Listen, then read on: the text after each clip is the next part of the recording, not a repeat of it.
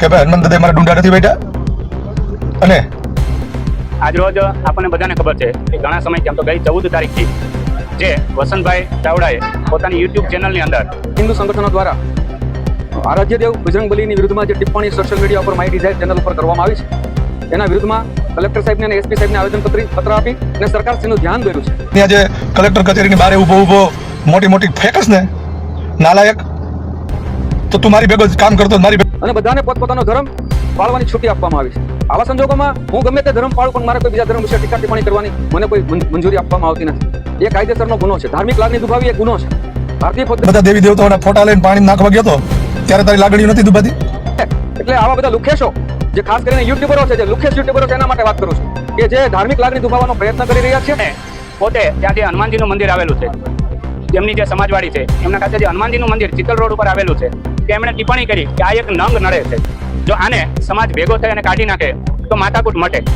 YouTuber વસંત ચાવડાને થશે jail. હા મિત્રો, એવું લોકો કહી રહ્યા છે, કારણ કે આજે અમરેલીના તમામ લોકો જઈ રહ્યા છે કલેક્ટર ઓફિસે એ પણ વસંત ચાવડાના વિરુદ્ધમાં અપીલ કરવા. શું છે આખી ઘટના અને શું છે પૂરો મામલો, ચાલો જોઈએ. પણ એની પહેલા વિડીયોને લાઈક કરી દેજો. મિત્રો, હાલમાં જ વસંત ચાવડાએ પોતાની યુટ્યુબ ચેનલ પર એક વિડીયો મૂક્યો જેમાં પોતે હિન્દુ ધર્મના હનુમાનજીનું અપમાન કરતા હોય તેવું દેખાઈ આવે છે. એવું હિન્દુ સંગઠન તેમજ હિન્દુ સમાજના લોકોનું કહેવું છે. એટલે જ હિન્દુ સમાજના લોકો એક સાથે ભેગા થઈ અને અમરેલીની કલેક્ટર ઓફિસે જાય છે અને વસંત ચાવડાના વિરુદ્ધમાં અપીલ કરે છે. એ લોકોનું શું કહેવાનું છે તે તમે સાંભળો અને પછી કહેજો કે વસંત ચાવડાએ આવું કરવું જોઈએ કે પછી નહીં. તમારા મતે કોણ સાચું છે અને કોઈ ધર્મનું અપમાન કરવું જોઈએ કે ના કરવું જોઈએ? વિરુદ્ધમાં જે ટિપ્પણી સોશિયલ મીડિયા ઉપર માય ડિઝાયર ચેનલ ઉપર કરવામાં આવી છે એના વિરુદ્ધમાં કલેક્ટર સાહેબને અને એસપી સાહેબને આવેદનપત્ર આપી અને સરકારશ્રીનું ધ્યાન દોર્યું છે કે આજે 18 વરણ સાથે ઊભા છે અને આ દેશમાં બંધારણ અસ્તિત્વમાં છે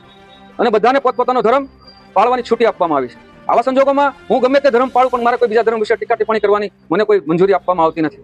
એ કાયદેસરનો ગુનો છે. ધાર્મિક લાગણી દુભાવી એ ગુનો છે.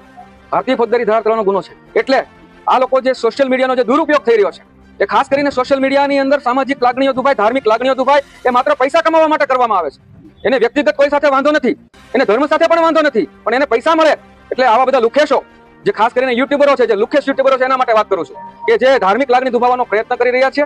અને ભારતની અંદર હિન્દુ ધર્મની 6742 પેટા જ્ઞાતિઓ છે. કટોગે તો બટોગે. ડોક્ટર બાબા સાહેબ આંબેડકરે શા માટે હિન્દુ ધર્મ છોડ્યો તો એની વાત નથી કરતો, પણ શા માટે ઇસ્લામ નતો અપનાવ્યો? એને ખબર હતી કે મારો સમાજ વેચાઈ જશે તો હેરાન થઈ જાય. આજરોજ આપણને બધાને ખબર છે કે ઘણા સમયથી આમ તો ગઈ 14 તારીખથી જે વસંતભાઈ ચાવડાએ પોતાની યુટ્યુબ ચેનલની અંદર અને એની સામે એમણે પોતે ત્યાં જે હનુમાનજીનું મંદિર આવેલું છે, જેમની જે સમાજવાડી છે એમના ખાતે જે હનુમાનજીનું મંદિર ચિત્તલ રોડ ઉપર આવેલું છે, કે એમણે ટિપ્પણી કરી કે આ એક નંગ નડે છે, જો આને સમાજ ભેગો થઈ અને કાઢી નાખે તો માથાકૂટ મટે. અને છેલ્લે ઉલ્લેખ પણ કરે છે કે જ્યાં ધર્મની બાબત હોય ત્યાં વિચારધારાને આવી રીતે આપણે અંધશ્રદ્ધામાં ન માનવું જોઈએ એવો એનો સંદેશ છે. તો અંધશ્રદ્ધા છે, ધર્મની વાત છે, એ સ્પષ્ટ દેખાઈ આવે છે કે હનુમાનજી સામે જ સ્પષ્ટ એમનો આક્રોશ અભિવ્યક્ત કરે છે. અને એમના કારણે જ્યારે હનુમાનજીને એમ કે આ એક નંગને કાઢવા જોઈએ, તો આપણા પૌરાણોની અંદર, શાસ્ત્રોની અંદર હજારો વર્ષ આપણી જે હિન્દુ સંસ્કૃતિ છે એમની અંદર પણ હનુમાનજીનો ઉલ્લેખ છે કે જ્યાં કોઈ પણ ધાર્મિક કાર્ય થતું હોય ત્યાં ગણેશજીની સ્થાપના સાથે હનુમાનજીનું સ્થાપન થાય છે. આ તમામ હિન્દુ સમાજની લાગણી એમણે દુભાવી છે. તંત્ર દ્વારા અને સરકારશ્રી દ્વારા આ તમામ હિન્દુ સમાજની એક માંગણી છે કે આવા કોઈ પણ કૃત્ય કરનાર વ્યક્તિ હોય એને ક્યારેય તાકી લેવા જોઈએ નહીં. એમની જે વિચારશીલતા છે કે જેના કારણે દરેક સમાજને, દરેક ધર્મના વ્યક્તિઓને ઠેસ પહોંચે છે, એ વિચારશીલતા જો કાયમ માટે દૂર કરે તો દરેક સમાજના વ્યક્તિઓ હળી મળીને રહે.